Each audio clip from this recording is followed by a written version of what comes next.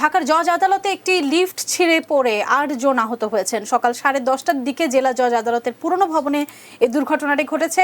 আমাদের সহকর্মী আহমেদ রাব্বি তানিমের সঙ্গে সরাসরি যুক্ত হয়ে আমরা এই ঘটনার বিস্তারিত জানতে চাই। তানিম, কি তথ্য আছে আপনার কাছে?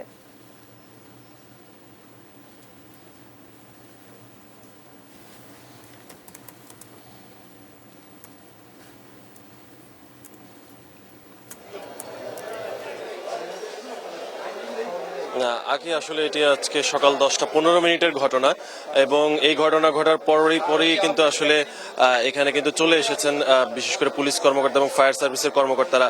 এই একেবারে পুরনো ভবন আদালতের, এই জজ কোর্টের পুরনো ভবন, এবং এই লিফটটি ছিঁড়ে গিয়ে ঠিক 10:15 আসলে একটি দুর্ঘটনা ঘটেছে এবং কমপক্ষে 10 জন আহত হয়েছেন। এদের মধ্যে কেউ কেউ বিচার প্রার্থী ছিলেন, কেউ কেউ আইনজীবী ছিলেন। তো একেবারে জরাজীর্ণ একটি লিফট এবং দেখে বোঝা যাচ্ছে যে এটা দীর্ঘদিন ধরে আসলে এগুলো রক্ষণাবেক্ষণেরও একটি ব্যাপার থাকে, যার ফলে এই ধরনের দুর্ঘটনাগুলো ঘটে থাকে। তো ফায়ার সার্ভিস এবং পুলিশ কর্মকর্তারা আসলে এই ঘটনার অনুসন্ধান করছেন এবং এখানে লালবাগ জোনের ডিসি আছেন, আমরা একটু তার সাথে কথা বলবো। একেবারে পুরনো জরাজীর্ণ লিফট দেখা যাচ্ছে। তো এবং আপনারা অন্তত প্রাথমিকভাবে অনুসন্ধানে কেমনটা দেখছেন এবং আহত যারা হয়েছে তাদের ভিতরে কেউ খুব বেশি আহত হয়েছেন কিনা, কোনো ঝুঁকিপূর্ণ আছেন কিনা? ধন্যবাদ। এটি আপনি দেখেছেন একটি অত্যন্ত পুরনো লিফট এবং এটির ধারণ ক্ষমতাও দেখা যাচ্ছে 7-8 জনের মতো হবে, কিন্তু আমরা ইনজিউর পেয়েছি 14 জন, অর্থাৎ 14 জন এই লিফটে উঠেছিল। তো 14 জনের মধ্যে আমরা ন্যাশনাল মেডিকেল কলেজ হসপিটালের যে সোর্স, ওখানে আমরা কথা বলেছি।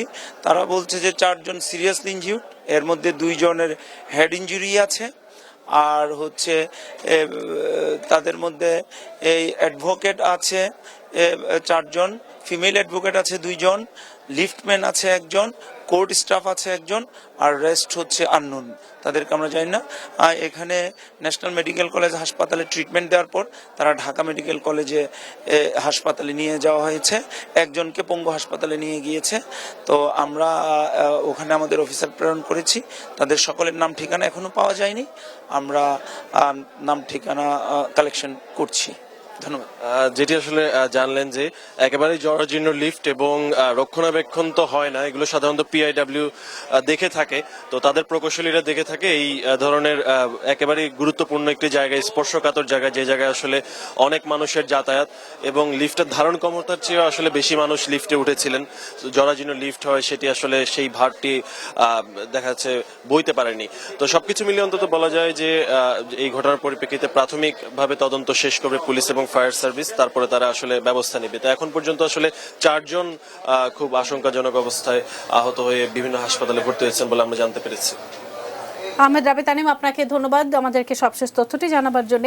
মাশায়েখ, আপনি এই খবরটি থেকে আমরা বলি না যে কোনো ঘটনা থেকে শিক্ষণীয় কিছু আছে। এই যে লিফট ছিঁড়ে পড়ে এতজন মানুষ আহত হলেন, আমরা প্রায়শই দেখি লিফটের ভেতরে আমরা ধারণ ক্ষমতা লেখা থাকলেও আমরা অনেক বেশি আমরা লিফটে উঠি এবং নিয়মিত সার্ভিসিংও কিন্তু অনেক লিফটে করা হয় না, যার কারণে সেটি ঝুঁকিপূর্ণ হয়ে ওঠে। একদমই তাই, এবং এটি থেকে শিক্ষা নেওয়া আমাদের আসলে অতীব জরুরি। এ পর্যায়ে একটা বিরতি নিয়ে আমরা